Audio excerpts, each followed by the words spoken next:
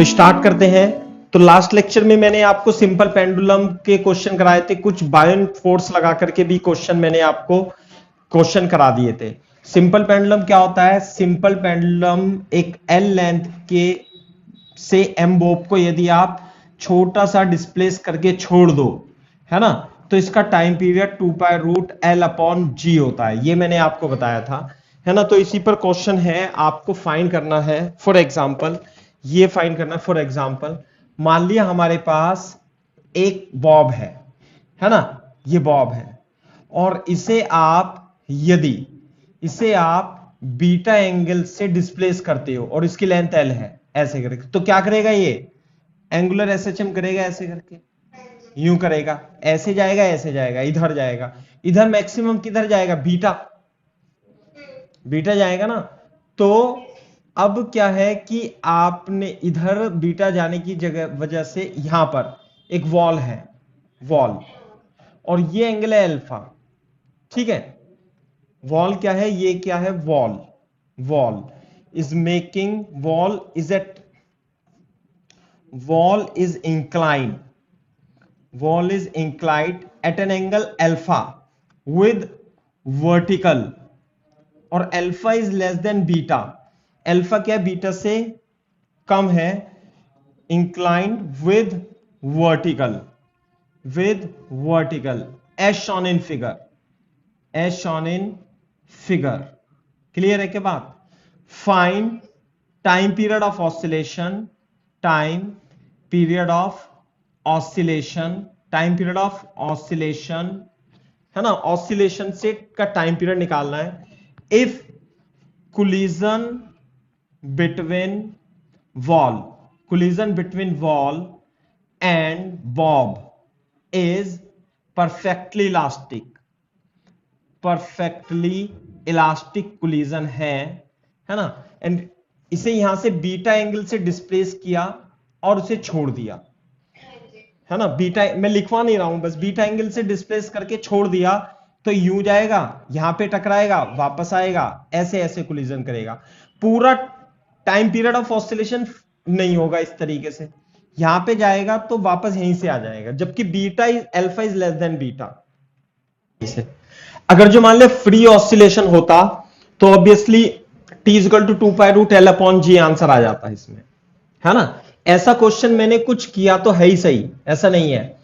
तो जो simple pendulum की मोशन है, आप उसे लीनियर एसएचएम और एंगुलर एसएचएम में सोच सकते हो। कैसे? लीनियर एसएचएम में तो ऐसे करता है, देखो ये एक्स है यूं करके, है ना, और ये एक्स नॉट है मान लिया एम्पलीट्यूड, और ऐसे ऐसे करके x equal to x0 sin ωt ऐसे लिख लेंगे। और यदि आप इसे एंगुलर एसएचएम की फॉर्म में सोचना चाहते हो तो ये एंगुलर डिस्प्लेसमेंट थीटा नोड होगा यहां तक, यूं करके, यूं, और इधर भी थीटा नोड होगा। तो किसी एंगल पर जो थीटा बनाएगा, ये जैसे किसी टाइम पर ये एक्स बना रहा था, तो ये जो थीटा होगा ना, ये होगा थीटा नॉट साइन ωt, ऐसे हो जाएगा। क्लियर है क्या बात? अच्छा बोर्ड पे देखो, जब आपने इसे यहां से छोड़ा तो ये तो इधर जाएगा यूं फ्री, तो टाइम पीरियड होगा इसका 2π√L/g। तो यहां से लेके यहां तक तो t/4 हो गया सही, लेकिन यहां से लेके यहां तक का टाइम t/4, अगर ये पूरा होता यहां तक तो फिर t/4 होता, तो इसी में t मान लो यहां पे, और फिर वापस, पहले तो ये ऐसे जाएगा t के लिए, फिर वापस आने में समय समान लगेगा t, और फिर इधर हो जाएगा t/4। तो जो टाइम पीरियड होगा, टाइम पीरियड वो कितना होगा बता सकते हो? 2t plus 2 into t/4, 2t plus t/2। Clear है क्या बात? और t की वैल्यू कितनी होगी? √2π√Lg।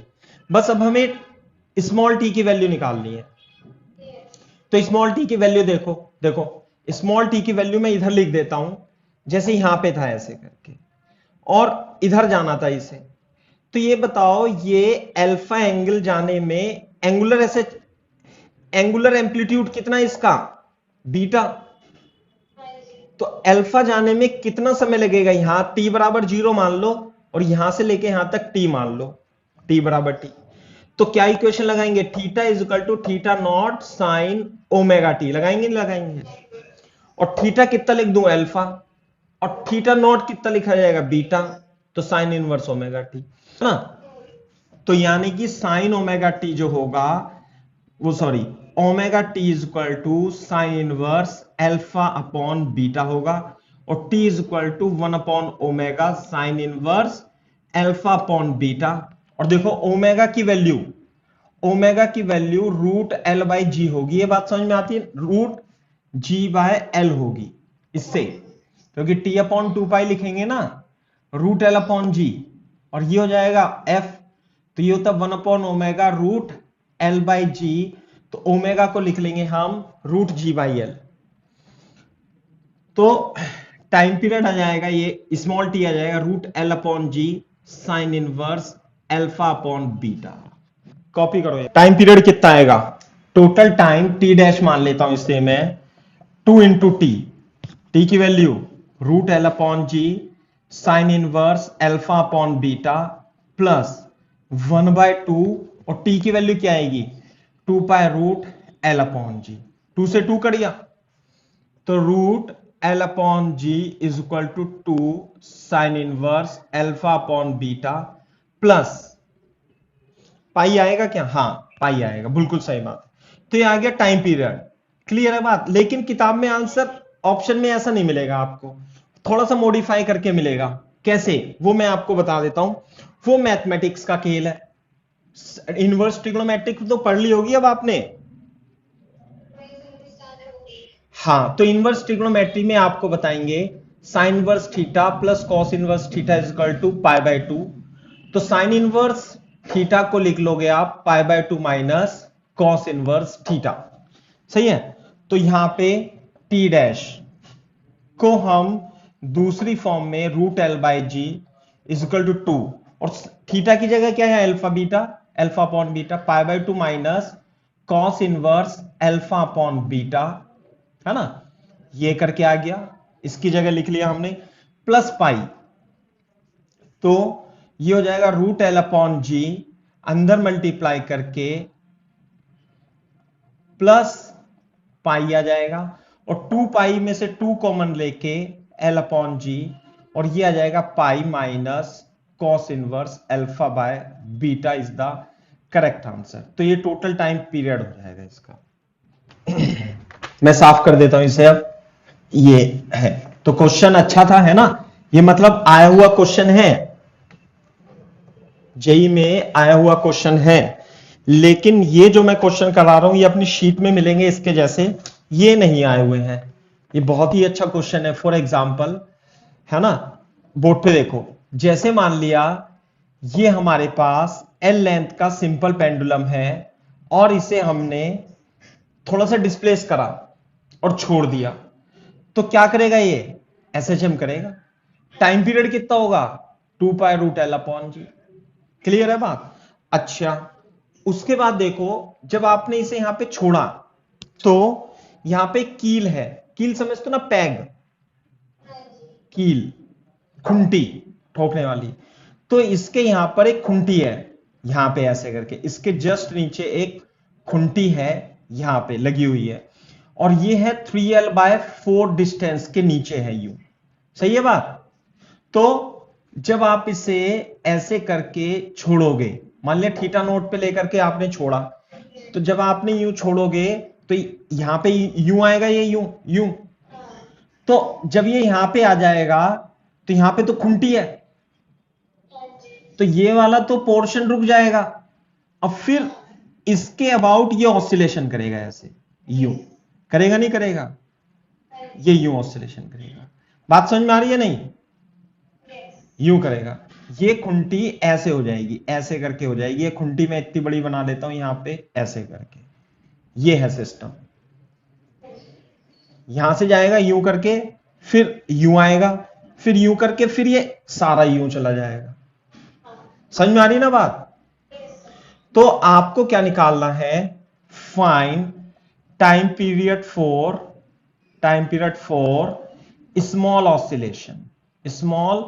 Oscillation in above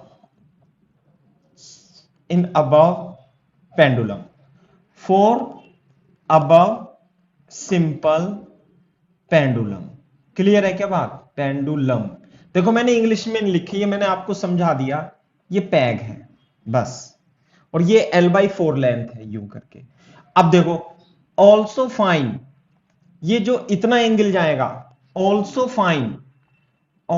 fine theta maximum, ये जो मैक्सिमम एंगुलर डिस्प्लेसमेंट होगा ये भी निकालना है। क्या ये थीटा नोट के बराबर होगा, इससे कम होगा, ज्यादा होगा, ये भी आपको निकालना है।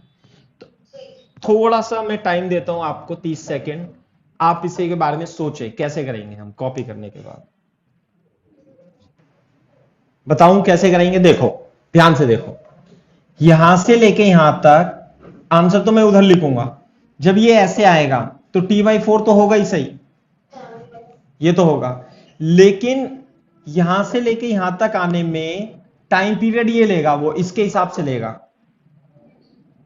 और ये लेंथ कितनी हो जाएगी? L/4। फिर यहां से लेके यहां तक आने में जो टाइम पीरियड होगा ना, वो 2π√L/4 के हिसाब से होगा, और यहां से लेके यहां तक आने में टाइम पीरियड कितना लगेगा?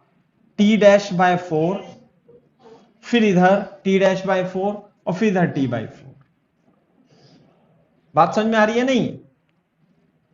तो सॉल्यूशन लिखता हूं मैं इसका, देख लो, दोबारा से बनाना पड़ेगा चित्र अपने को, क्योंकि ये निकालना है ना, इसके लिए भी जरूरत पड़ेगी। ये यहां पर है 3L/4, और यहां से लेके यहां तक यूं करके, यूं ऐसे करके ये आएगा T/4, बना लेना ऐसे।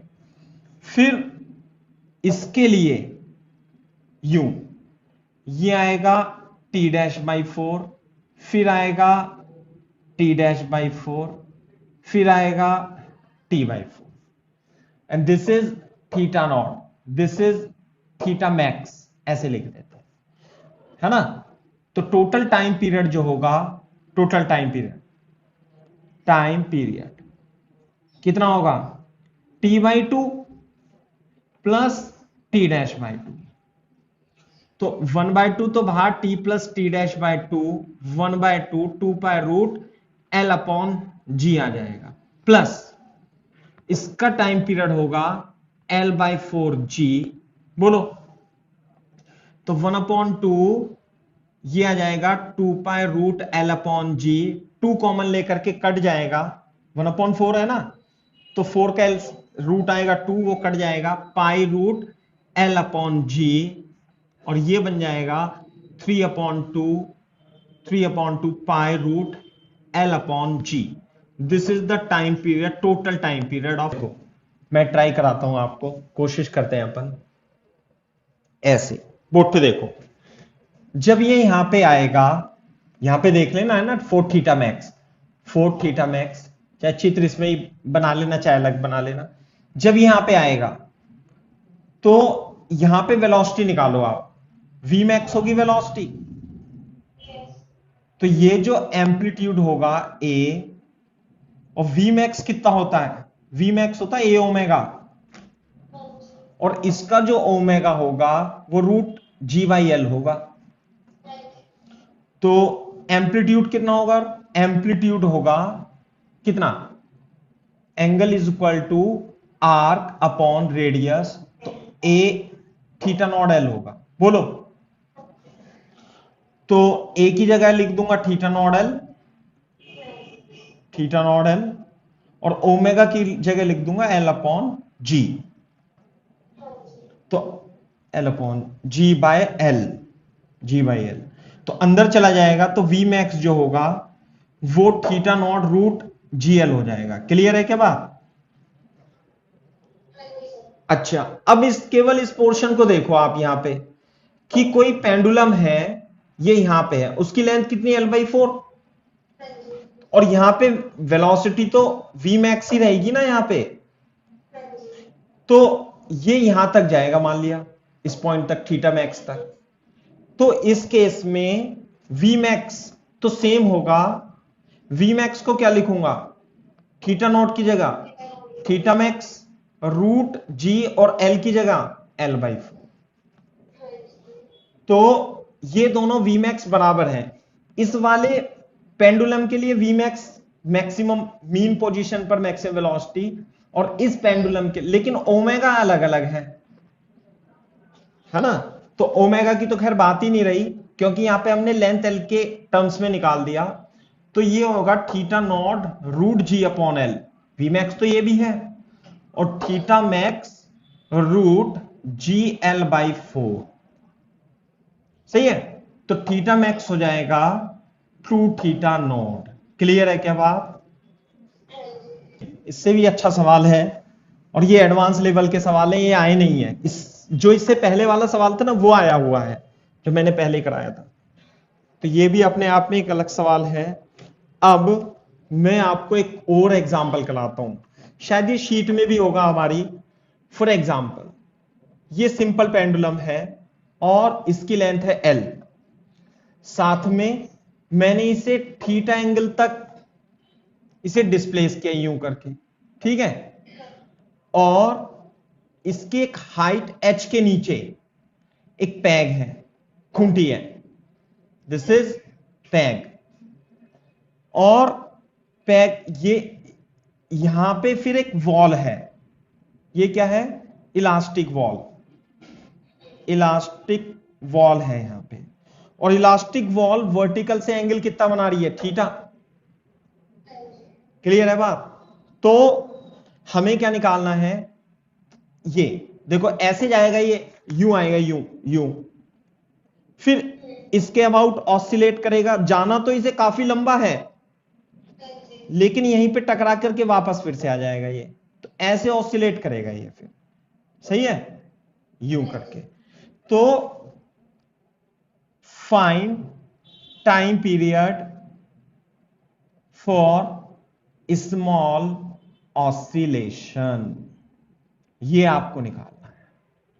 करो, देखो सुनो मेरी बात, मैं तो सॉल्यूशन लिखता हूं, आप इसे मतलब दोबारा से बना लेना ऐसे करके, बहुत तेजी से बना लो। फिर आपको पता लगेगा कि ये तो t/4 हो गया, और यहां से लेके यहां तक t मान लेता हूं ऐसे करके, और फिर यहां से लेके यहां तक t मान लेता हूं, फिर यहां से लेके यहां तक t/4। आंसर तो आ गया हमारा, लेकिन कैलकुलेशन भी करना है आपकी बात। 2t प्लस t/4 इंटू 2, तो 2 कॉमन लेके ये बन जाएगा आपका 2t प्लस t/2, और t तो इससे निकलेगा, देखो 2π√L/g से। समझ में आ रही है नहीं बात? और इस वाले पेंडुलम के लिए, हाँ भाई, ये जो पेंडुलम है यहां तक, ये है ना, इसकी हाइट कितनी होगी बता सकते हो? L-h। और इसका टाइम पीरियड ये यहां तक कहीं तक जाएगा, लेकिन इसके बीच में वॉल आ गई यहां पे, है ना। तो एक तो इसका टाइम पीरियड जो होगा वो 2π√L-h/g होगा। अब ये थीटा मैक्सिमम यदि हमारा निकल जाए, अगर जो ये वॉल नहीं होती, तो यहां पे लटक के काफी दूर तक जाता ना, यहां तक 2 थीटा। कैसे पता लगा 2 थीटा? अबे वो h 3L/4 था, इसमें h मैंने h ही रखा है, जरूरी नहीं हर केस में थीटा आएगा। तो अब थीटा मैक्सिमम निकालना है हमें। अगर जो ये वॉल नहीं होती तो थीटा मैक्सिमम निकालो जरा, चलो कोशिश करो। हाँ देखो कैसे करेंगे, एक मिनट, मैं आपको एक जनरल एक्सप्रेशन बता देता हूं। जैसे यहां यदि ये एम्पलीट्यूड थीटा नॉट था, एम्पलीट्यूड एंगुलर एम्पलीट्यूड, तो जो Vmax होता है वो a इंटू ओमेगा होगा, सही है। और जो एम्पलीट्यूड होगा, angle is equal to arc upon radius, तो थीटा नॉट एल होगा, तो थीटा नॉट एल, और ओमेगा होता है √g/L, तो थीटा नॉट √GL। ये Vmax आप याद रखना इस तरीके से। ये इंपॉर्टेंट पॉइंट है। वैसे तो टाइम पीरियड जो होगा टी और टी डैश अलग अलग होगा, है ना, लेकिन वी मैक्स का फॉर्मूला एंगुलर एम्पलीट्यूड के टर्म्स में रूट जी बाई एल ऐसे होगा। तो दोनों केस में जब ये यहां पे आएगा तो वी मैक्स दोनों का सेम होगा। तो इसके हिसाब से अगर जो ये नहीं होता तो थीटा मैक्स इंटू रूट जी, और एल कितनी है इसकी, एल माइनस एच। ये बात समझ में आ रही है नहीं? और इसके लिए कितना होता, V max theta root G into L. तो वी मैक्स दोनों के सेम है, तो थीटा मैक्स जो होगा root G L minus H equal to theta root G into L. तो रूट जी से रूट जी, थीटा मैक्स जो होगा root L upon L minus H into theta हो जाएगा। This is theta maximum. ये है, ये थीटा मैक्सिमम।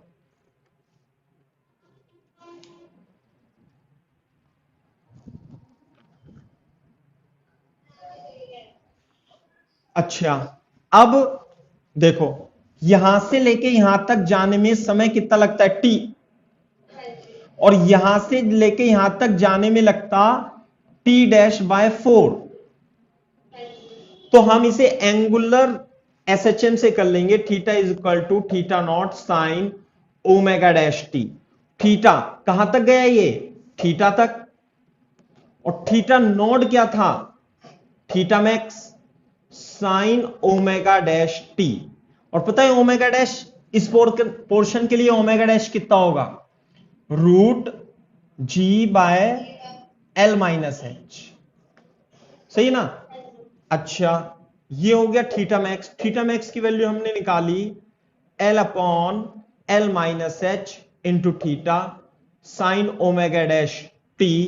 थीटा से थीटा कट गया, root L minus H upon L equal to sine omega dash T sine inverse root L minus H upon L is equal to omega dash T. तो T की value 1 upon omega dash sine inverse root L minus H upon L, और omega dash की value मैं रख दूंगा कितनी, root L minus H upon G sine inverse root L minus H upon G. ये आ गया टी साइन इनवर्स ओमेगा में जी आएगा। तो टोटल टाइम पीरियड कितना होगा, टोटल टाइम पीरियड, है ना, ये अच्छा यहां लिख रखा है मैंने, यही लिख देता हूं मैं तो, 2 इंटू टी। टी की वैल्यू है root L minus H upon G, और ये आएगा आपका sine inverse root L minus H upon L, plus ये आएगा आपका T by two, T by two यानी 1/2, और टी की जगह क्या लिखूंगा, ये लिखूंगा 2 पाई रूट एल अपॉन जी। क्लियर है क्या बात? तो ये आ जाएगा टाइम पीरियड। थोड़ा सा सिंप्लीफाई वगैरह कर लेंगे, then you will get the correct answer. तो बहुत ही अच्छा क्वेश्चन है, ऐसा नहीं है ना, तो बिना बताए तो नहीं होगा, लेकिन अब आपको इस तरीके के क्वेश्चन हो जाएंगे, इस बात की गारंटी है। हाँ, इससे ज्यादा टफ तो नहीं आएगा। ठीक है, तो ये है एक क्वेश्चन और है सिंपल पेंडुलम का, वो बहुत ही जर्नल कॉन्सेप्ट है ना।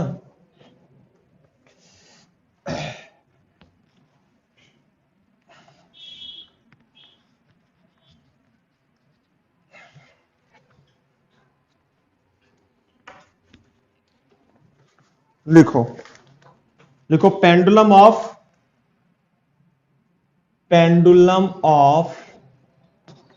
Large length, pendulum of large length but small amplitude, है ना, pendulum of large length and small amplitude. Clear है क्या बात?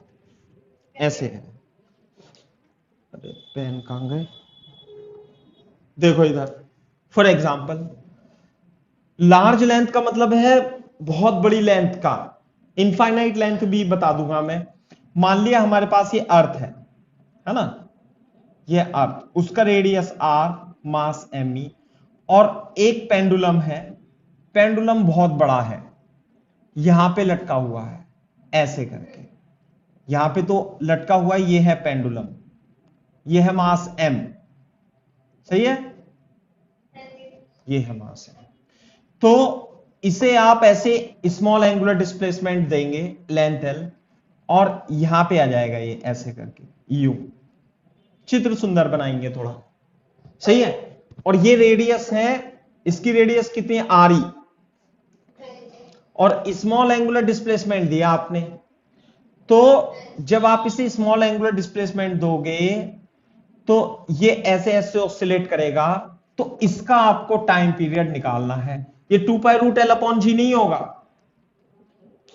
तो इसमें कितने फोर्स लगेंगे आप देखो, आप जब यहां पे लगाओगे, ग्रेविटेशन तो आपने पढ़ लिया होगा, तो इस पे जो mg लगेगा, mg वो किधर लगेगा, सेंटर की तरफ लगेगा, ऐसे लगेगा ना, सेंटर की तरफ mg लगेगा।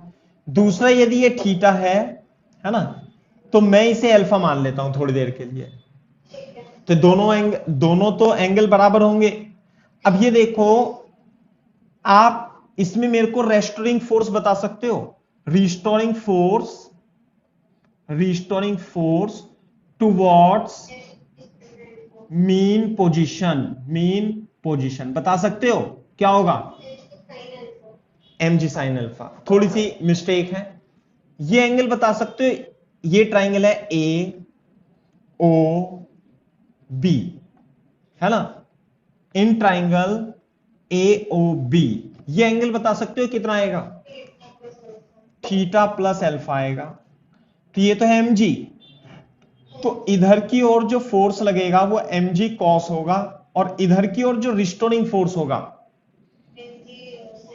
हाँ रिस्टोरिंग फोर्स लिख लेता हूं मैं, रिस्टोरिंग फोर्स जो होगा वो mg sine theta plus alpha होगा। और ये स्मॉल एम्पलीट्यूड है, एम्पलीट्यूड क्या है ये, स्मॉल, इसे मैं x मान लेता हूं थोड़ी देर के लिए, है ना, स्मॉल है, तो स्मॉल के लिए थीटा स्मॉल है, थीटा इज स्मॉल, उसके लिए साइन थीटा को हम कितना लिखते हैं, थीटा, तो यहां लिख देंगे m थीटा प्लस अल्फा। साथ में इस ट्राइंगल से theta is equal to angle is equal to arc upon radius लिखूंगा इस वाले ट्राइंगल में, और इस वाले केस में alpha is equal to arc upon radius लिखूंगा, क्योंकि रेडियस आ रही है ना। तो रिस्टोरिंग फोर्स, डिस्प्लेसमेंट आपने किधर दिया, इधर, रिस्टोरिंग फोर्स है इधर, तो force is equal to minus mg, है ना, और थीटा की जगह क्या लिखूंगा, x अपॉन एल, अल्फा की जगह क्या लिखूंगा, x अपॉन आर ई, सही है, m से m, और g 1 upon L plus 1 upon R E, और यह माइनस x।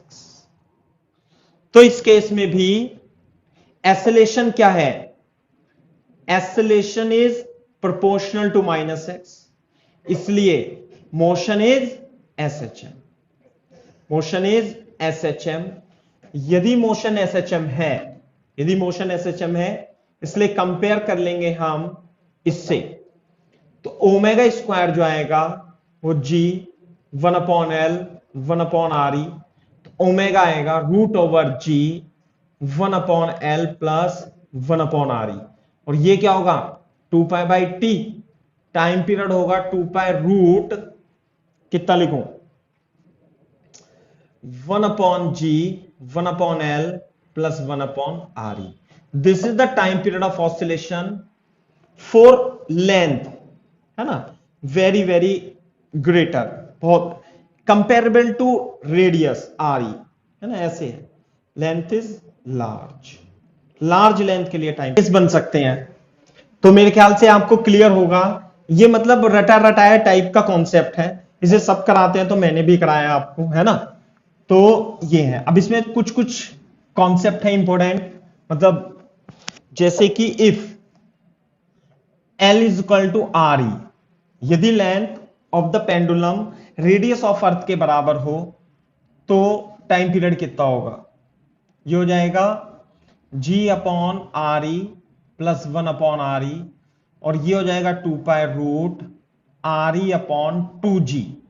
क्लियर है क्या बात? और फिर हम इसमें इसकी वैल्यूज वगैरह रख लेंगे, है ना। वैल्यू क्या रखेंगे? Radius of the earth 6400 kilometre, है ना, और जी की वैल्यू 9.8। जब आप इसके अंदर रखोगे ये सब वैल्यू तो टाइम पीरियड जो आएगा वो 59.8 मिनट आएगा। इसे याद रखना है। यानी कि यदि एक सिंपल पेंडुलम की length radius of the earth के इक्वल है तो उसका टाइम पीरियड 60 मिनट के लगभग 1 आवर के लगभग होता है, 59.8 मिनट। अच्छा, दूसरा एक केस मैं यहां पे भी लिख देता हूं। कैसे? If length is infinite, infinite length pendulum, ऐसे लिखो, इनफाइनाइट लेंथ पेंडुलम, पेंडुलम साफ कर देता हूं इसे। इनफाइनाइट लेंथ का मतलब है length is tending to infinite. ये तो आर ही हो गया। अब वो क्वेश्चन आपको देगा 2RE 4RE, तो वो हम इसमें रख देंगे फटाफट। लेकिन इनफाइनाइट लेंथ पेंडुलम के लिए जो टाइम पीरियड होगा वो कितना होगा? 1/G plus 1/RE 2 pi root RE upon G। Gravitation में ये एक्सप्रेशन बहुत ही कॉमन है। वैल्यूज पुट रखेंगे इसकी और इसका जो आंसर आएगा 84.6 मिनट आएगा। समझ में आ रही है ना बात? 84.6 मिनट। चौरा ऐसे करके कुछ है ना। पेंडुलम में इतना ही रखते हैं, है ना। तो ये भी कॉन्सेप्ट था, ये मैंने आपको बता दिया। इनफाइनाइट लेंथ का मतलब, इसका मतलब ये है कि highest time period of simple pendulum किसका हो सकता है? जिसकी लेंथ इनफाइनाइट हो। और मैक्सिमम टाइम पीरियड कितना हो सकता है? 84.6 मिनट। इससे ज्यादा टाइम पीरियड नहीं हो सकता। और ये हाइपोथेटिकल कॉन्सेप्ट है ना, ये है। अच्छा, अब मैं एक टाइप का कॉन्सेप्ट और आपको करा देता हूं, है ना। लिखो, oscillation of two particle system is oscillation of spring two block system problem. कहने का मतलब क्या है? मैंने आपको ये उसमें तो कराया था WET में, अब यहां पर भी आएगा। जैसे मान लिया M1 है और ये M2 है, ऐसे करके, सही है। और ये नेचुरल लेंथ में रखा हुआ है और फ्रिक्शन क्या है? 0। अच्छा, तो इसका सेंटर ऑफ मास होगा यहां पे कहीं पे। हम क्या करेंगे, यह भी नेचुरल लेंथ में रखा हुआ है, हम इसे क्या करेंगे, इसकी मीन पोजीशन से थोड़ा खींचेंगे यूं करके। जब खींचेंगे तो सेंटर ऑफ मास तो रहेगा यहां पर, इसी पोजीशन पर, और इसमें कुछ इलोंगेशन हो जाएगा। क्लियर है क्या बात? ऐसे। और अब हम इसे छोड़ के, इसे मैंने मान लिया x2 इलोंगेट किया। नहीं, टोटल तो मैंने इलोंगेशन किया, elongation in spring, elongation in spring कितना है? x0 है। तो x2 इधर जाएगा, x2 इधर जाएगा, such that centre of mass will remain over here. और आपने इसे करके छोड़ दिया तो फिर क्या करेगा? ये ऑसिलेट करेगा ऐसे ऐसे करके यूं, और इसकी मीन पोजीशन इधर होगी। और ये देखो, समान समय पे ये इसी टाइम पे आएंगे दोनों एक साथ, और ये यहां पे वेलोसिटी कितनी होगी इसकी? 0। ये तो एक्सट्रीम पोजीशन पर है ना, इसकी वेलोसिटी कितनी होगी? 0। इस पॉइंट पर इनकी मैक्सिमम वेलोसिटी होगी v1 v2, सही है। सेंटर ऑफ मास यहीं रहेगा। फिर क्या करेंगे, इस वेलोसिटी की वजह से और कंप्रेस होंगे यूं करके, और यहां पे फिर से इनकी वेलोसिटी हो जाएगी 0, यहां भी वेलोसिटी 0, यहां भी वेलोसिटी 0, और ये इस तरीके से फिर क्या होगा, फिर जाएगा। तो इस तरीके से ये ऑसिलेट करेंगे यूं यूं करके। तो आपको क्या करना है, if there is 2 block spring system and they are stretched by some amount of distance and released, you have to find time period of oscillation, है ना। ऐसे यहां पे लिख लेना, if this system is, if spring is stretched by amount x naught and released from rest, find time period of oscillation,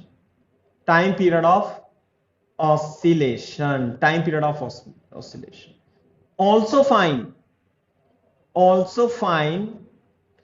amplitude of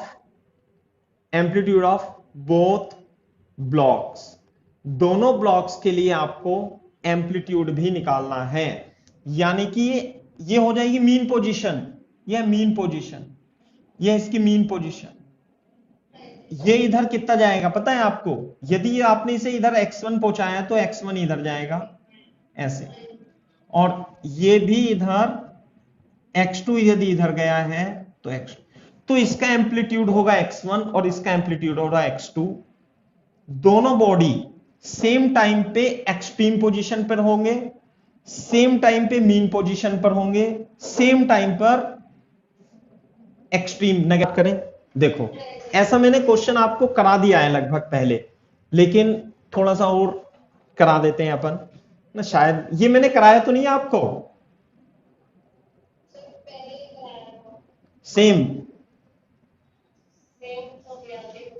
चलो ठीक है कोई बात नहीं, हाँ किए तो हैं। अच्छा बोर्ड पे देखो, जब आपने इसे खींचा, आप M2 को कंसीडर करो, तो इस पे तो फोर्स लगेगा M2G और N2, है ना। हाँ नहीं कराया होगा मेरे ख्याल से, मुझे पता है। तो इस पे फोर्स कितना लगेगा, 4M2, सॉल्यूशन यहां लिख दो, कहीं भी लिख दो। अब देखो मैं तो कॉन्सेप्ट बता रहा हूं। 4M2 रिस्टोरिंग फोर्स बता सकते हो कितना होगा,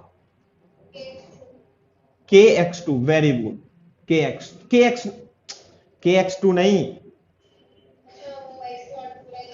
हाँ इलोंगेशन कितना है इसमें, x0, तो KX0 इधर लगेगा, KX0 इधर लगेगा, बात तो ये है।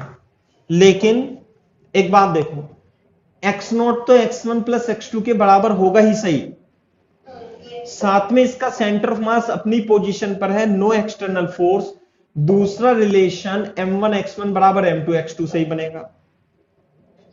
यदि हम m2 को कंसीडर करें तो इसमें डिस्प्लेसमेंट कितना है, x2, तो हमें रिस्टोरिंग फोर्स जो है वो x2 के टर्म में लाना है, लेकिन फोर्स तो यहां पे kx0 लग रहा है, तो x0 को x2 के टर्म में लेकर के आना है।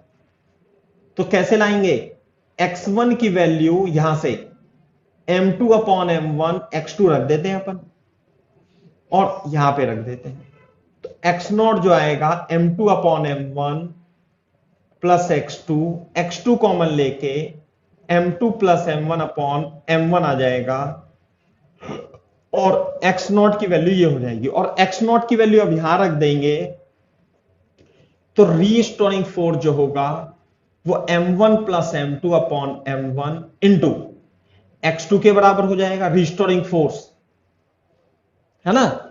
और x2 डिस्प्लेसमेंट किधर है, इधर, रीस्टोरिंग फोर्स लग रहा है इधर, तो यहां पे माइनस m2, मास कितना है m2 इंटू a, तो एक्सेलेरेशन k बाई m नीचे चला जाएगा, m1 m2 upon m1 into m2, और माइनस x2 आ जाएगा ऐसे। तो यदि हम m2 को कंसीडर करें, m2 को, तो इसका एक्सेलरेशन जो है, इसे a2 भी लिख सकते हो आप, acceleration of A2 is proportional to minus x2। तो मोशन कैसी होगी इसकी मैं यहीं से साफ कर देता हूं, है ना। Since acceleration is proportional to minus x2, इसलिए motion is SHM। Motion SHM है, इसलिए कंपेयर करेंगे इससे तो ओमेगा स्क्वायर कितना आ जाएगा, is equal to K m1 plus m2 upon m1 m2 is equal to K m1 m2 upon m1 plus m2, और इसे लिखते हैं हम रिड्यूस मास।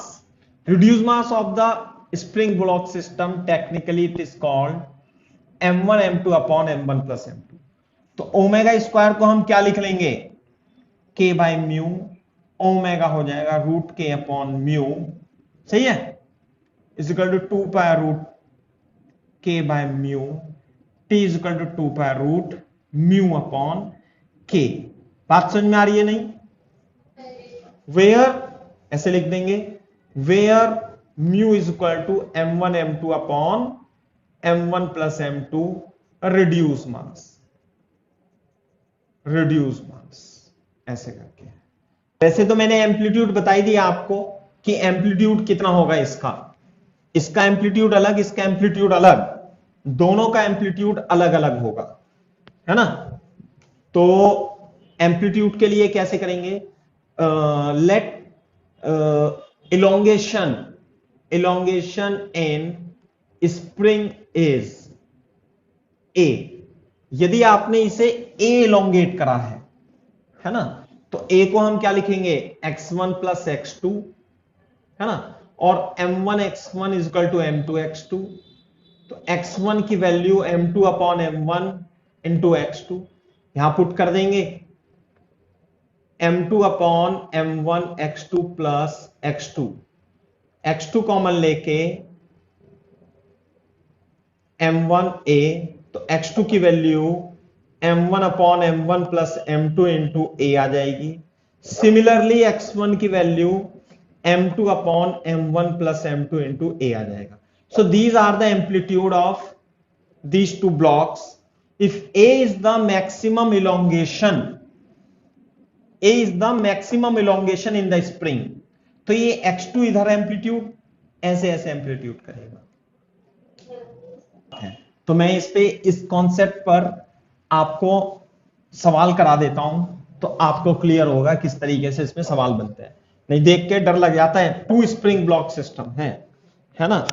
जैसे एग्जाम्पल बता देता हूं मैं, जैसे कि फॉर एग्जाम्पल यहां से लिखते हैं अपन एग्जाम्पल, ये 3 kg का ब्लॉक है और ये आपका 6 kg का ब्लॉक है, ठीक है बात, और स्प्रिंग कांस्टेंट इसमें 800 न्यूटन पर मीटर दिया हुआ है, सही है। क्वेश्चन दिखा हुआ है, if spring is initially stretched by 6 centimetre, इसे हम स्ट्रेच भी कर सकते हैं और कंप्रेस भी कर सकते हैं, तो आप यहां कंप्रेस भी लिख सकते हो, compressed by 6 centimetre and then released, और इसे हमने क्या किया, release. Find first time period of oscillation, second amplitude of 3 kg, third maximum momentum of 6 kg block। ये है क्वेश्चन आसानी से, क्योंकि हमें इसका फॉर्मूला पता है, इसे हमने कंप्रेस किया और छोड़ दिया तो ऑसिलेट करेगा ऐसे ऐसे। तो 2 ब्लॉक सिस्टम है तो हमें इसका time period 2 pi root mu by K पता है, तो म्यू तो होता है reduce mass 3 into 6 upon 3 plus 6, ये होगा 2 kg, है ना, और 2 pi root 2 upon 800, 2 pi root 400, तो ये आएगा 2 पाई रूट 20। तो time period is equal to pi by 10 second is the correct answer. तो ये तो हो गया फर्स्ट का आंसर, बिल्कुल सही बात है। एम्पलीट्यूड ऑफ 3 kg, वैसे तो अभी अभी मैंने निकाला है, मेरे को याद है, तो अगर जो मेरे तो 3 kg का निकलना लिखना है x1, तो यहां m2 upon m1 plus m2 into ए आएगा, ये याद है ना। तो इसे यदि m2 कितना लिखू, 6 upon 3 plus 6 into 6 centimetre, 6 upon 9 into 6, तो 3 दूनी 6 और 3 दूनी 6, ये आएगा आपका 4 सेंटीमीटर इज द एम्पलीट्यूड। से इसमें करेंगे हम थर्ड पार्ट करते हैं हम यहां पे, है ना। थर्ड पार्ट में ये है मीन पोजीशन।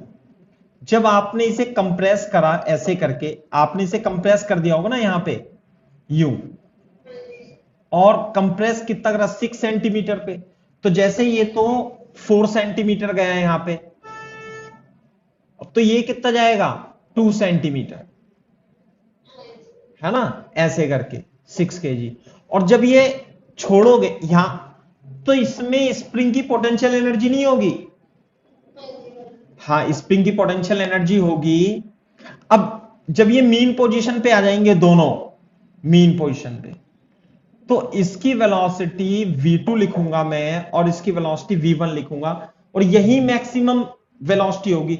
अदरवाइज तो फिर धीरे धीरे होकर के वेलोसिटी कितनी हो जाएगी, 0, है ना भाई। इधर इधर ऐसे ऑसिलेट करेगा ना ये, यूं करके ये होगा, ये इधर 2 सेंटीमीटर जाएगा, इधर 2 सेंटीमीटर जाएगा, फिर यहां पे वेलोसिटी इसकी फिर से क्या हो जाएगी 0, ये। तो मीन पोजीशन पर इसकी मैक्सिमम वेलोसिटी होगी।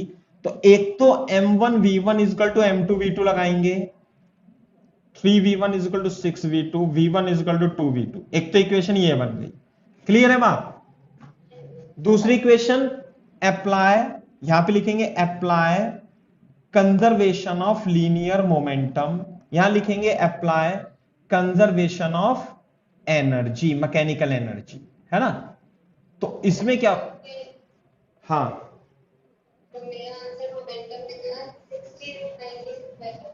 चलो देख लेता हूं मैं, है ना, तो मैंने ध्यान नहीं मेरे को अब कैसे है। तो यहां देखो आप, मैकेनिकल एनर्जी में हाफ के एक्स स्क्वायर और के ए स्क्वायर लिखूं ज्यादा बेटर है, is equal to half m1 v1 square m2 v2 square. Clear है क्या बात।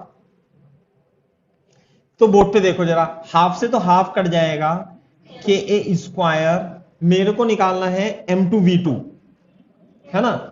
तो कैसे करूं मैं, क्या मैं यहां पे m2 से ऊपर नीचे गुणा करूं क्या, हाँ कर देता हूं।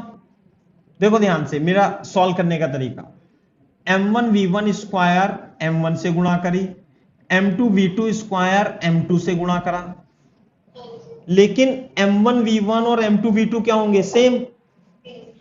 तो यहां पे m2 v2 निकाल दिया मैंने, है ना, दोनों कॉमन लेके 1/m1 प्लस 1/m2 आ गया, और ये आ गया के स्क्वायर।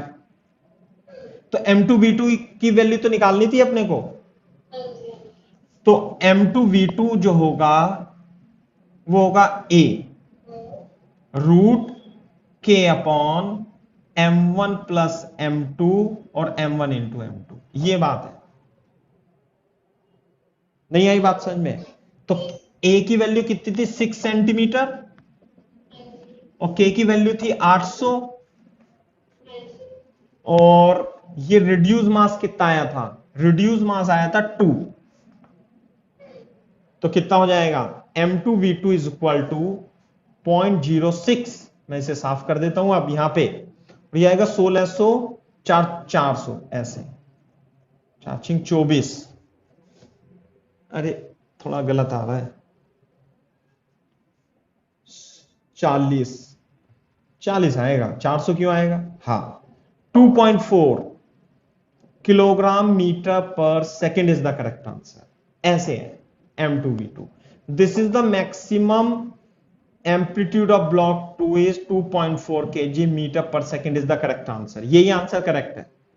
तो इसका तो चलो कोई ज्यादा यूज नहीं हुआ, क्योंकि मैंने यहां पे थोड़ी कैलकुलेशन अच्छे से कर दी है ना। तो स्प्रिंग ब्लॉक सिस्टम है। मैं इसका सवाल और कराऊंगा आपको स्प्रिंग ब्लॉक सिस्टम में। ये क्वेश्चन, इसमें से एक आध क्वेश्चन शीट में भी दिया हुआ है। फॉर एग्जाम्पल, जैसे मान लिया हमारे पास ये ब्लॉक है, ये मान लिया हमारे पास 6 kg का ब्लॉक है, और यहां पर ये एक कार के ऊपर रखा हुआ है, ये कार के ऊपर ऐसे रखा हुआ है, ये रही कार, सही है, ये कार है, और ये कार है आपकी 18 kg की, यूं करके, और ये कार ऐसे रखी हुई है, सही है, और कहीं भी फ्रिक्शन नहीं है, no friction, no friction anywhere. तो अब क्या करेंगे हम, अब देखो इस कार को यहां पे पकड़ के इसे हमने ब्लॉक को यूं छोड़ा, यूं कंप्रेस कर दी स्प्रिंग को यूं, और छोड़ दिया, तो फिर क्या क्या होगा बताओ। इसे थोड़ा सा मैं लंबा और बना देता हूं जिससे कि हमें अच्छे से समझ में आ जाए। ये हमारा 6 kg ऐसे है, बोलो, इसे हमने कंप्रेस करा यूं, जब मैं इसे कंप्रेस करूंगा तो ये भी इधर जाएगा, ये भी इधर, सेंटर ऑफ मास क्या यहां पे रहेगा भाई, 18 के पास रहेगा सेंटर ऑफ मास। तो ये कार तो थोड़ी सी इधर चली जाएगी यूं करके, और ये ब्लॉक भी अपनी स्थिति से इधर आ जाएगा 6 kg का, और इसमें थोड़ा सा कंप्रेशन हो जाएगा, और ये अपना 18 kg का मास यहां पे रहेगा, और ये कार होगी 18 kg ऐसे, है ना, और रिलीज करेंगे तो ये क्या करेगा, ऑसिलेशन करेगा ऐसे, कार इधर जाएगी, इधर कार, इधर ब्लॉक, इधर कार, इधर, मीन पोजीशन के अबाउट, अपनी अपनी मीन पोजीशन के अबाउट दो ब्लॉक ऑसिलेट करेंगे, तो इसका टाइम पीरियड कितना होगा, T इक्वल टू, वैसे लिख लो, कॉन्सेप्ट लिख लो, से लिख लो, है ना, find time period for small oscillation, small oscillation, है ना, लिख देना आप, सबसे आसान है, म्यू बाई के।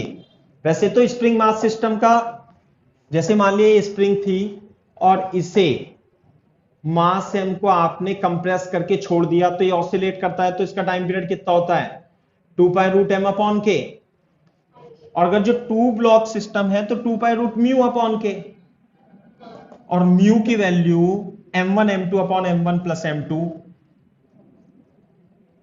बोलो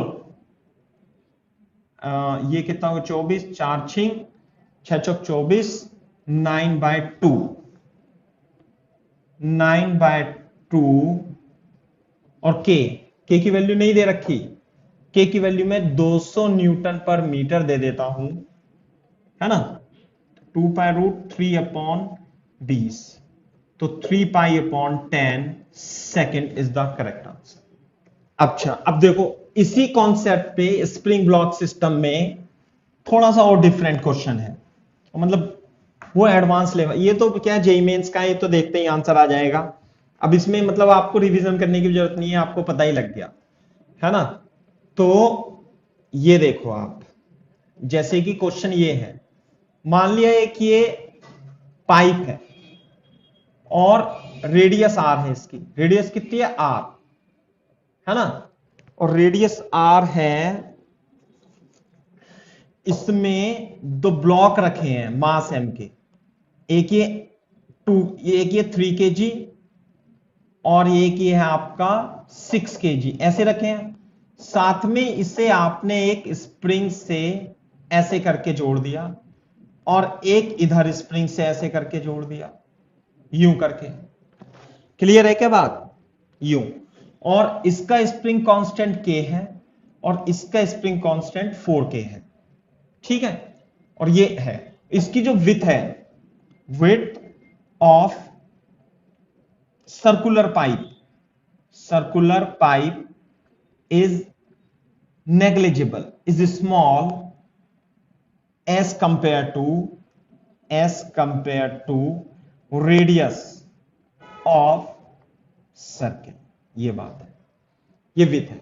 अब क्या करेंगे हमने इन्हें क्या करा, थोड़ा सा यूं कर दिया, थोड़ा सा ऐसे। अब ये spring and initially springs are in natural length। समझ में आ रही है बात? नेचुरल है। if these balls are displaced slightly and released find time period of oscillation।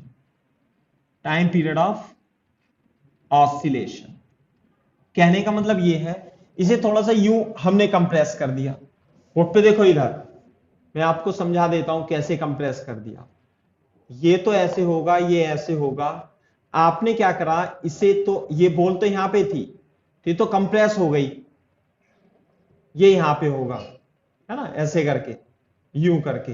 ये थोड़ा बड़ा मास से थोड़ा कम होगा ऐसे करके, और ये इसमें इलोंगेशन हो जाएगा। और ये है मान लिया M1 और ये है मान लिया M2, ये है K1, ये है K2। जब आप इसे करके छोड़ोगे तो क्या होगा, यूं आएगा, यूं जाएगा, यूं आएगा, यूं जाएगा, ऑसिलेशन करेगा। तो इसका टाइम पीरियड, जो टाइम पीरियड होगा वो 2π√μ/K होता है। तो इसमें म्यू तो मेरे को पता लग जाएगा कि वो M1 M2/M1 + M2 होगा ही सही। और ये हो जाएगा 3 × 6/3 + 6 = 2 kg। ये तो म्यू तो आ गया। अब मेरे को बताओ, इसमें जो इक्विवेलेंट स्प्रिंग कांस्टेंट है वो कितना आएगा, कितना? वेरी गुड, क्योंकि दोनों स्प्रिंग क्या है, पैरेलल में है ना। तो 4K + K = 5K, that's it. तो ये भी आपका जेईई मेंस का ही क्वेश्चन है, 2/5K, है ना। वो आंसर लिख लेना, जो आएगा। कॉन्सेप्ट मैंने आपको बता दिया।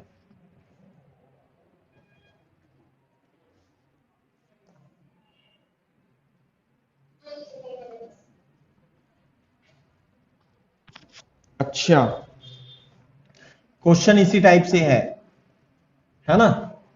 और अब की बार ये मास M, ये भी मास M है, दोनों मास सेम है, और स्प्रिंग भी क्या है, कांस्टेंट K की है। सही है। तो मैं बता देता हूं एग्जाम्पल। मास दे रखा है, मैं लिखा नहीं रहा, इंग्लिश में समझा देता हूं, आपको समझ में तो आ ही गया, है ना। तो मास है 0.1 kg। सही है। रेडियस दे रखी है 0.06 मीटर, और जो नेचुरल लेंथ ऑफ स्प्रिंग है, नेचुरल लेंथ ऑफ स्प्रिंग कितनी दे रखी है, जो स्प्रिंग अभी ये नेचुरल लेंथ में है, नेचुरल लेंथ में है अभी ये, और ये भी नेचुरल लेंथ में है, नेचुरल लेंथ है अभी, और हॉरिजॉन्टल प्लेन पे रखे हुए हैं, और ये है आपकी 0.06 पाई मीटर। सही है। फोर्स कांस्टेंट K की वैल्यू है 0.1 Nm/m। सही है। अच्छा, अब लिखता हूं इंग्लिश में थोड़ा सा। If balls A and B, इसका नाम A है, इसका नाम B है, are displaced by an angle theta = π/6, π/6 हमने डिस्प्लेस कर दिया with respect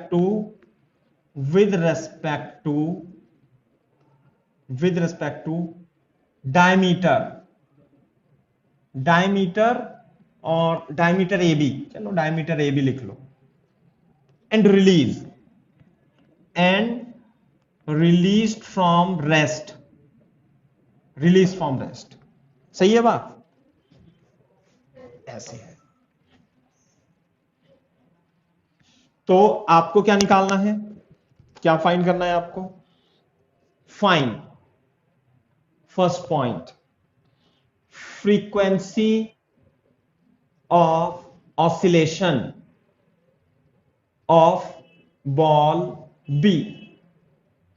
second, what is the total energy of the system? What is the total energy of the system? Total energy of the system निकालना है। Third,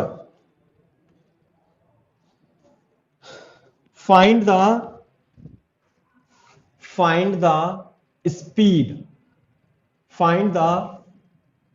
speed of balls A and B when they pass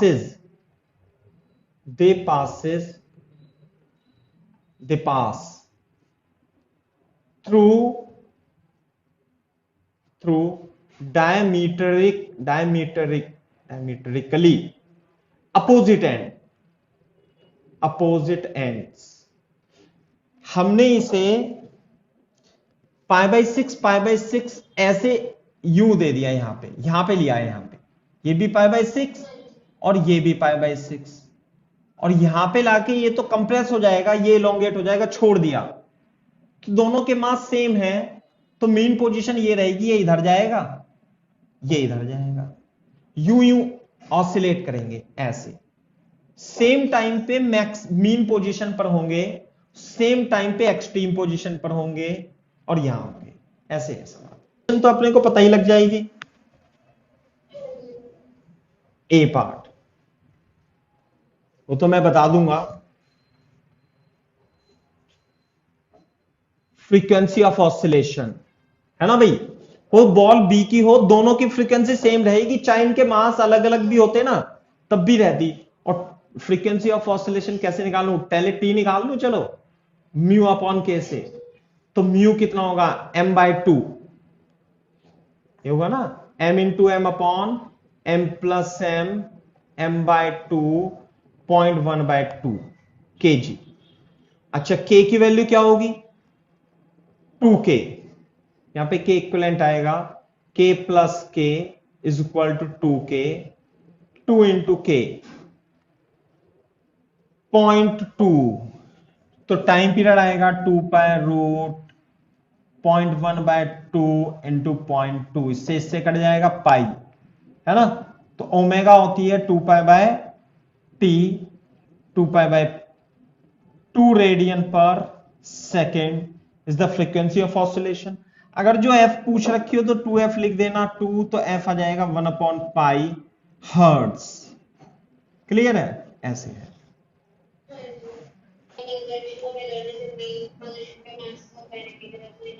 हाँ, लेकिन total energy निकालने के लिए जब वो यहां पे होगा तो इसमें कंप्रेशन, इसमें elongation, same compression same elongation होगा, है ना, तो दो स्प्रिंग है, तो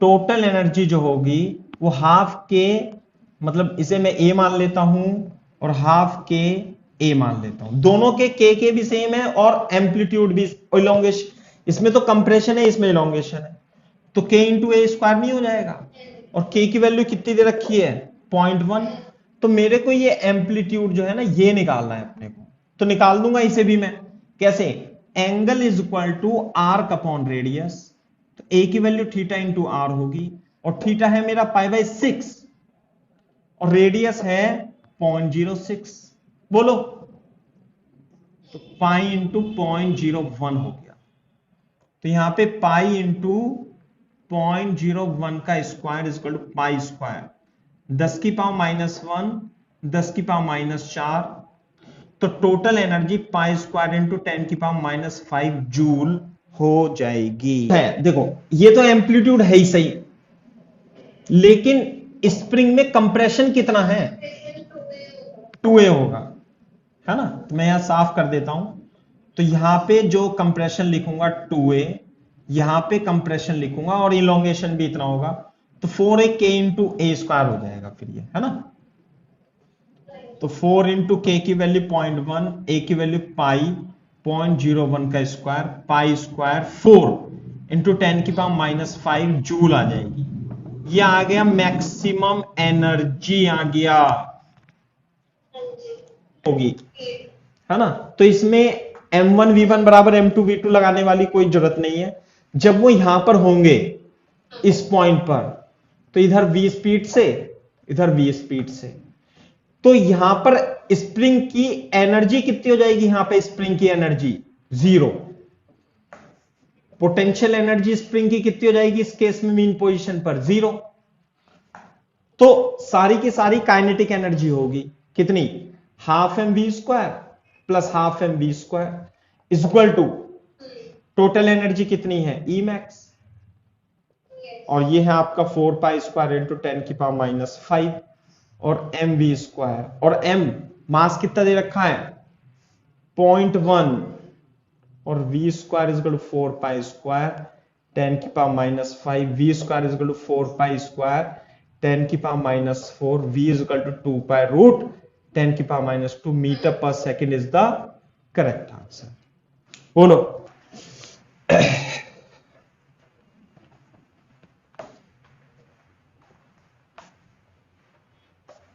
कंपाउंड पेंडुलम में नेक्स्ट लेक्चर में ही पढ़ाऊंगा, है ना, क्योंकि इसमें कुछ सवाल रह रहे हैं ऐसे। ये देख लो, जैसे कि एक कॉन्सेप्ट लिख लो, oscillation of a floating body in a liquid. Clear है क्या बात, ऐसे करके है। ये भी अच्छा कॉन्सेप्ट है, ये एडवांस के हैं सब लेवल के, है ना। जैसे कि मैंने आपको बताया था, ये तो मैंने आपको कराई दिया था कि भाई इसमें हो टाइम पीरियड, इसमें ऐसे ऐसे करके टाइम पीरियड जो होता है 2 pi root L upon G effective 1 minus rho S upon rho solid, ऐसे लिक्विड होता है ऐसे करके, है ना, एल अपॉन एस, चलो जो भी होता है मेरे को भी याद नहीं है, ये है। अब कॉन्सेप्ट ऑफ बायंसी तो मैंने आपको बता ही दिया था, आपको पहले ही पता है, लेकिन मान लेते हैं हमारे पास ये एक लिक्विड है और डेंसिटी कितनी है इसकी लिक्विड, और कोई इस पे मान लिया सिलेंडर है, सिलेंडर भी हो सकता है क्यूब भी हो सकता है, तो ऐसे ये फ्लोट कर रहा है, फ्लोट कर रहा है, फ्लोट की स्थिति क्या होगी कि सॉलिड की डेंसिटी लिक्विड की डेंसिटी से कम हो, सही है। हां, अब मैं क्या करूंगा, मैं इसे थोड़ा सा कंप्रेस कर देता हूं, साइड बाय साइड चित्र बना लेते हैं ऐसे, है ना, यहीं पे ही। अब मैंने क्या करा, इसे स्लाइटली अंदर की ओर डिस्प्लेस कर दिया। कितना डिस्प्लेस कर दिया, एक्स, यू एक्स डिस्प्लेस कर दिया मैंने, और डिस्प्लेस करके छोड़ दिया, तो क्या करेगा ये ऑसिलेट करेगा, है ना। If cylinder is displaced down by x and released, find time period of oscillation,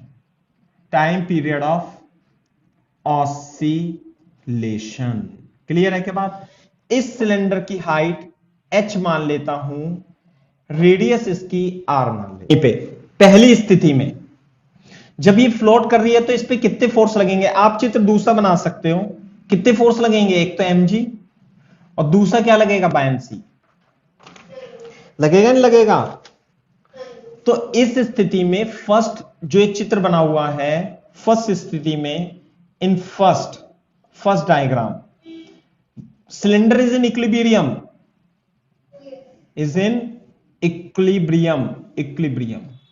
तो इक्विलिब्रियम में mg बराबर कितना होगा बायंसी के, बोलो। तो अब बायंसी क्या होगा m डैश g के, है ना। अब ध्यान से देखो, मैं इसमें क्या करने वाला हूं, ऊपर का वॉल्यूम मान लिया मैंने v1 है जो एयर में है, और जो लिक्विड में है इसका वॉल्यूम मान लिया मैंने v2, कोई दिक्कत तो नहीं है। तो m जो होगा वो v1 plus v2 into density of solid into g होगा।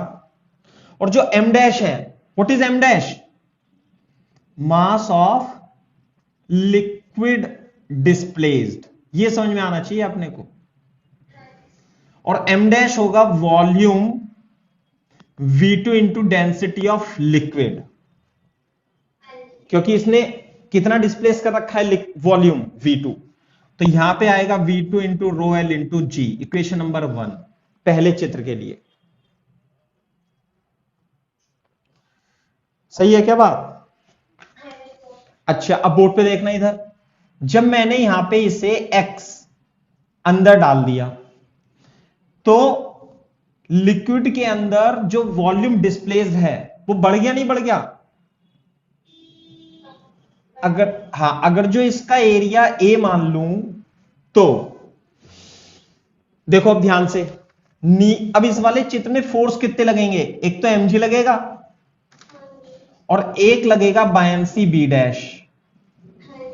यहां पर तो बायंसी और mg सेम थे, लेकिन इस केस में b डैश बायंसी ज्यादा हो जाएगा। और नेट रेस्टरिंग फोर्स पता है कितना आएगा? Net in second net restoring force is equal to B dash minus M G. और B dash, what is B dash? What is B dash?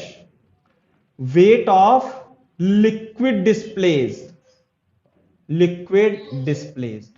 और ये होता है एम डैश जी के बराबर। What is M dash?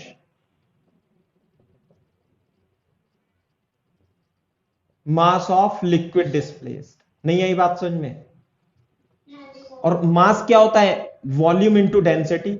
और volume displace कितना होगा? v2 plus a into X. और डेंसिटी किसकी लिखूंगा? लिक्विड के into G. This is v dash. आ रही है बात समझ में? नहीं तो यहां पे देखो, नेट रेस्टरिंग फोर्स में, है ना, रेस्टरिंग फोर्स में हम b डैश की जगह लिखेंगे v2 plus A X into rho L into G minus M G. अब मैं इसकी मल्टीप्लाई कर देता हूं, v2 into rho L G plus A X rho L G minus M G. अब यहां देखो ध्यान से, या तो आप इसे ऐसे कर लो कि ये एम जी के बराबर था तो ये इससे कैंसिल हो जाएगा, तो यह जाएगा A X rho L G. Restoring force displace क्या इधर? नेट रिस्टोरिंग फोर्स है इधर, is equal to minus M into. What is M? This is the mass of the cylinder, is equal to A rho L G upon M into minus X. तो acceleration mass M, अरे mass तो M है ना, M को क्या लिखूंगा? Volume into density of solid, है ना। और वॉल्यूम क्या आएगा पता है आपको? वॉल्यूम आएगा एरिया इंटू एच। इसका एरिया कितना है? A into H into rho solid, है ना। उसके नीचे लिखेंगे rho L G upon A H into rho solid minus X. Area से area, acceleration is equal to rho L upon rho solid G upon H minus X. Since acceleration is proportional to minus x, इसलिए motion is SHM।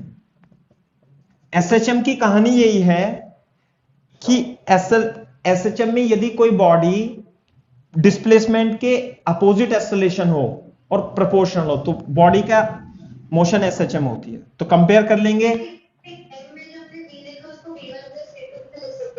हाँ लिख तो सकते थे, लेकिन आएगा तो वही a इंटू एच। वो तो बात एक ही है। Volume is equal to v1 plus v2 is equal to a into H, है ना। v1 v2 तो ये मेरा तरीका है लिखने का, एक्चुअली आसान बनाने का, कि भाई ये एयर में था ये लिक्विड में था, ऐसे है वो तो समझ में आ जाता है अपने को। लेकिन होगा तो a इंटू एच के बराबर ही, क्योंकि यहां पे एरिया आ रहा है तो एरिया से एरिया कट जाएगा। h क्वेश्चन में लेंथ ऑफ द सिलेंडर दी होगी आपको, हाइट ऑफ द सिलेंडर। तो तो ओमेगा स्क्वायर की value rho L upon rho S into G by H हो जाएगी। तो यहां पे लिखता हूं मैं omega is equal to root G upon H rho L upon rho solid is equal to 2 pi by T T is equal to 2 pi root H upon G into rho solid upon rho liquid. ये आ जाएगा कि जब ये जो liquid है ये water है ना, इफ ऐसे लिखेंगे if liquid is water, liquid is water, तो टाइम पीरियड क्या होगा 2 पाई रूट एच अपॉन जी, जैसे एल अपॉन जी होता था ना, ये हो जाएगा रो सॉलिड अपॉन रो वाटर। अच्छा, और जैसे मान लीजिए कोई सॉलिड है और इसकी डेंसिटी रो एस है, तो स्पेसिफिक ग्रेविटी बता सकते हो क्या होगी? स्पेसिफिक ग्रेविटी रो एस अपॉन रो वाटर, ये स्पेसिफिक ग्रेविटी है। तो इसका मतलब जो टाइम पीरियड होगा है ना, time period is equal to 2 pi root L upon G, L की जगह एच लिख दो, मल्टीप्लाई बाय स्पेसिफिक ग्रेविटी, ऐसे है ना, ऐसे करके लिख देंगे स्पेसिफिक ग्रेविटी। आता है क्वेश्चन में, वो सॉलिड की डेंसिटी नहीं देगा, वो स्पेसिफिक ग्रेविटी दे देगा आपको। तो अब तो आंसर आपको तुरंत दिया। अब ये ऑब्जेक्टिव क्वेश्चन बन गया आपका जेईई मेंस का, है ना। तो इस तरीके से आप इसे कर लेना, H upon G into specific gravity, that's it. दूसरी बात कॉपी कर लो पहले तेजी से। अब ये तो देखो मैंने सिलेंडर के लिए किया था, किसके लिए किया था? सिलेंडर के लिए किया था। ये क्यूब के लिए भी हो सकता है, सेम एक्सप्रेशन है ना। Similarly for cube, cube of side A, side A मान लेता हूं। जैसे मान लिया क्यूब है और ये वाटर है मान लिया, या कुछ भी है मान लिया, तो इस तरीके से आपको ये दे रखा है ना, और इसकी specific gravity, specific gravity of solid is 0.6। Find time period of oscillation for small oscillation, है ना। ये वाटर है, वाटर। तो आंसर मेरे को पता है, वो तो ऐसे दे देगा, मान लिया 10 सेंटीमीटर है, ये यू दे देगा 10 सेंटीमीटर है, साइड कितनी है 10 सेंटीमीटर, दैट्स इट। आंसर लिख दूंगा मैं तो तुरंत ही, कितना 2 pi root H upon G into specific gravity. ये जेईई मेंस का सवाल बन गया। आप ऐसा नहीं है कि आप इसे करोगे फिर निकालोगे, नहीं, डायरेक्ट फॉर्मूला याद हो गया हमें। एच कितना है 0.1, जी कितना है 10 इंटू 0.6, तो 2 pi by 10 6 upon 10 is equal to pi by 5 root 3 by 5। Second is the correct answer भाई, 1 नंबर का आंसर क्वेश्चन।